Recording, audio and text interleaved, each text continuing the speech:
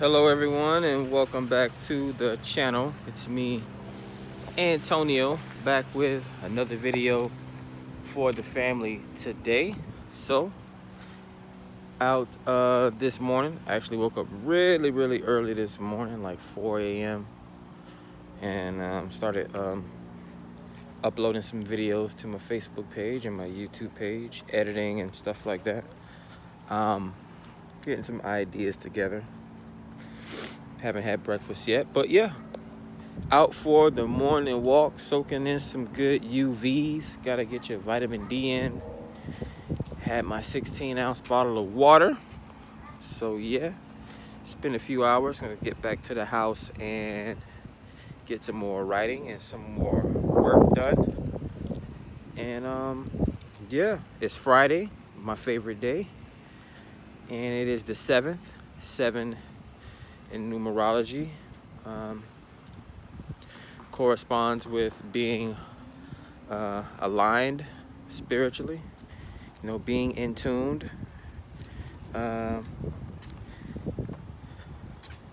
Also corresponds with innate abilities, innate wisdom, knowing yourself and knowing when the time is right.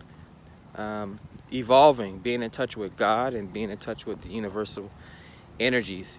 It's always good to evolve or change or keep the energy flowing. Stagnation, more often than not, is not a good thing. We don't need blood clots in our body.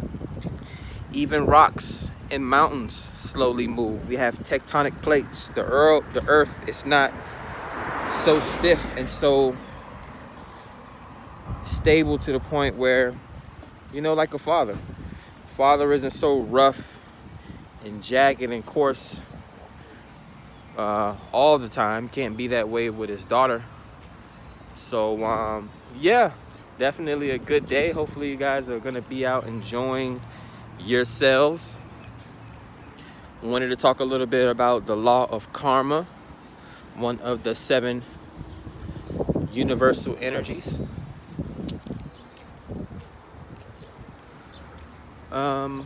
But yeah. Oh wow, I forgot I got my crystal clear quartz wand. Let's soak in some of that good solar energy. But yeah, it's just for the aesthetics. It doesn't literally shoot magic out of the wand or anything like that. Helps you clear your thoughts. I mean, you see yourself in objects like this. It's clear. It's a representation of your spirit and your mental clarity. A mirror can help you see yourself. We don't get a chance that often to look at ourselves or have introspection. Imagine the original beings, before primates and monkeys became consciously aware of themselves, how many centuries and how many years they had to go through walking this planet without ever getting a chance to look at themselves. There's water. You can see your reflection in the water, but the water has to be very still. So just imagine going 100, 500 years as a species and never being able to reflect, and never being able to see your reflection. It's a duck. Babies. Life is always going on around you. But yeah, just imagine that. Just imagine the original men and women that didn't really know too much about hygiene, or fast forward 1,000,000 years later, that didn't know about technology. But yeah, again, it's all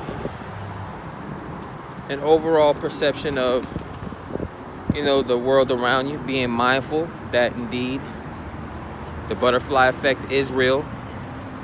The bumblebee, if bumblebees were removed from this planet, the planet will probably go into a rapid decline. Just the air itself, along with, just the air itself when the butterfly flaps its wings, or just something as simple as a bee taking in pollen to produce honey. Yeah, man, very interesting ideas and concepts, but we have to remember all these things run hand in hand with the law of rhythm and the law of karma. Basically lets us know that with every reaction there is going to be an equal and opposite reaction. Karma isn't, I'm going to smack you one time so you get to smack me back. That's not how karma works. Karma works in a way, it can be subtle, it can be very in your face. Karma is, if you want to take the time out of the day to spread negativity and punch someone in the face, don't expect to get punched in the face back. You should be expecting however that person wants to react to you. Just because you hit someone one time, don't expect someone to hit you back one time. Karma doesn't work like that. You want to oppress a whole group of people for 500 years. What do you think is going to happen to your generation? What do you think is going to happen to your lifespan? And it doesn't have to affect you directly. I like to talk about art, music, and movies. There was a movie that came out in the 90s called Tales from the Hood. One of the scariest and one of the highest grossing black movies of the 90s, where, there was this white politician that wanted to take this historically black plantation home. He wanted to take this home and turn it to his political base. And the spirits of the slaves started to come alive on this plantation and inhabit different inanimate objects to get him out of there. So definitely a movie I would recommend to people to watch in their spare time. An interesting movie. But karma is different from the law of rhythm. With rhythm, again, we move in sync. We move in tune with the planet. We can't control the planet. I'm walking this lake, and the waves or the energy and the currents of the lake is going in the same direction that I am walking. So it can be perceived that I'm controlling the water, but maybe I'm just attracted to the beauty of the water and I'm walking in the direction of the water and the water is controlling me. But whatever, the water is me. I'm a part of the water. We are all connected in a sort of way that people are rarely taught or are rarely given a chance to understand.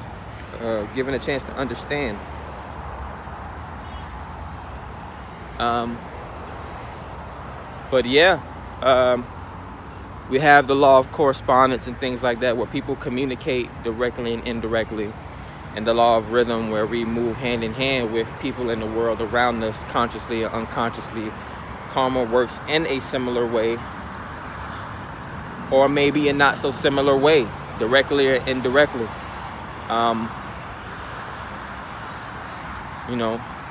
We have to take death with life.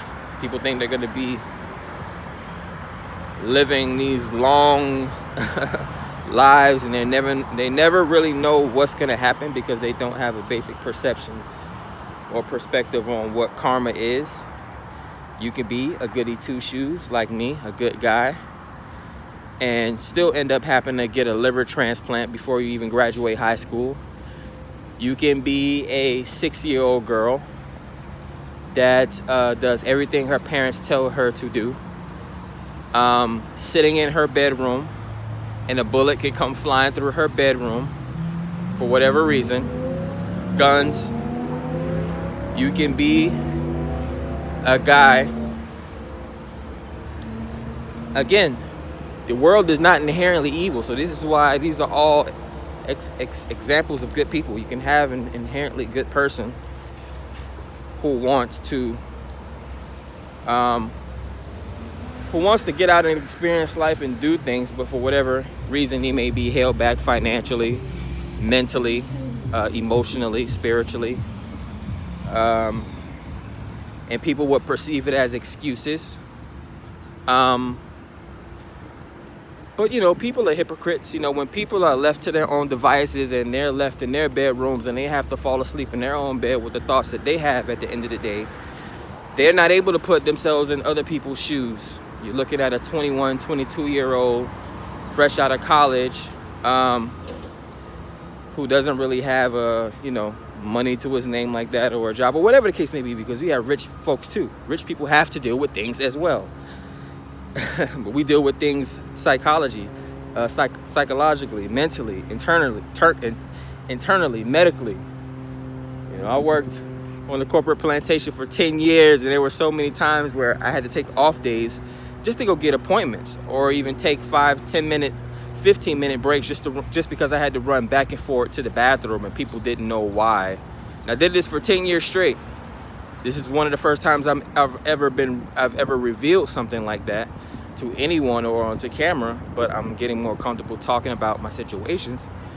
But people, good thing I was always intelligent and smart, and I've always been able to complete tasks in a very unorthodox way, in a way that my so-called perceived bosses and people that were leaders over me and supervisors, I was doing 2 to 3 times more work than them, and they wouldn't even realize how I was doing it.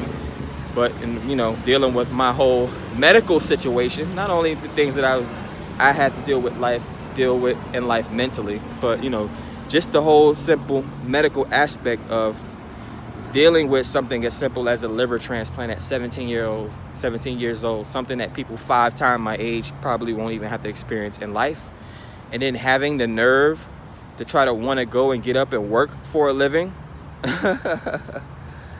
But every 5 minutes for 10 years, I have to run back and forth to the bathroom to either puke or use the bathroom. Can't hold food down. It's going to come out some way.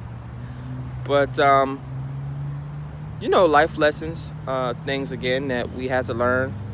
Ironically, as soon as you stop taking this medication and going to these doctor's appointments for your checkups and things like that, that's when life starts to feel better and look better and things like that. But another short storytelling. Just wanted to get out and put some content out for you guys today. You know me. So yeah, karma works in mysterious ways. Karma is always around you. Sometimes it's seen, sometimes you can't see it. Universe tries to put signs and symbols in front of people's face so they are able to determine the types of energies that they are walking into karmically. But that's all. Stay on your P's and Q's. It's not mumbo jumbo. Just live your life with integrity, and for the most part, your visions will start to become reality. You'll start to create things in a more unorthodox way. You won't have to stomp your feet in the ground so bad. I talk about Rumpelstiltskin and be able to speak things into existence, speak gold into your life. There's no reason to stamp your feet into the ground and dig your own hole and bury yourself. But that's it. Love you all. Hopefully you enjoyed the storytelling. Be safe.